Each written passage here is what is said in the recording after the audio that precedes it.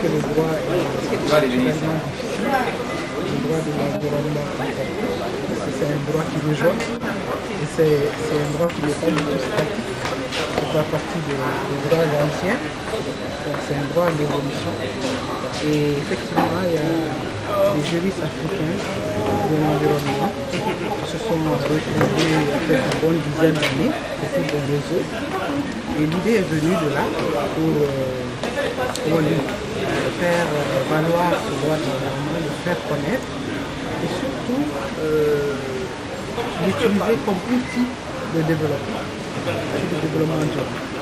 Parce qu'en termes de réglementation de l'exploitation de nos ressources, vous savez qu'il y a beaucoup de règles juridiques qui sont là et qui sont souvent obsolètes et qui n'intègrent pas justement cette dynamique des ressources de l'environnement. Souvent, vous avez des ressources qui sont renouvelables, il y a des ressources qui ne le sont pas. Et au fur et à mesure qu'on les exploite, on ne tient pas compte justement de cette possibilité de renouvellement ou de non-renouvellement de l'environnement.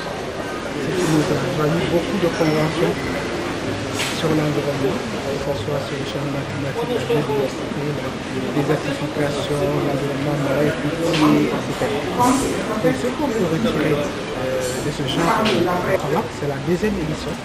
La première s'est tenue à Abidjan. On retient que quand nous sommes là, les juristes de l'environnement sont là, engagés dans ce travail de développement de leur pays, mais qui s'inscrit surtout dans la façon de mieux gérer l'exploitation et la consommation des ressources de l'environnement. C'est seulement ainsi qu'on s'inscrit dans la durabilité. Souvent, on parle d'une exploitation écologiquement rationnelle, ça veut dire que tu prennes en compte le potentiel de la ressource et de la façon dont on doit l'exploiter.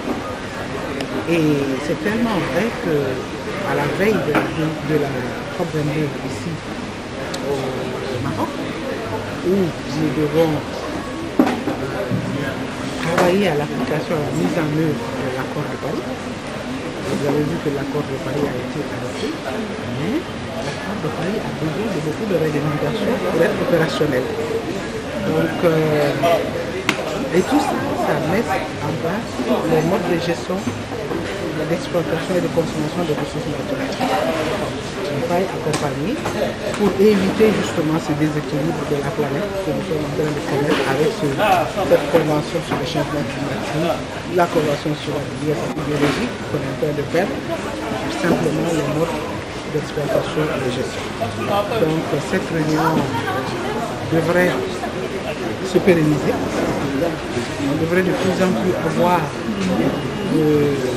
d'acteurs ou d'experts de l'environnement qui vont de manière très active et présente accompagner l'élaboration et la mise en œuvre de politiques de développement, parce que les questions de développement, la partie économique et sociale qui est la mieux connue, sont basées sur les ressources de l'environnement.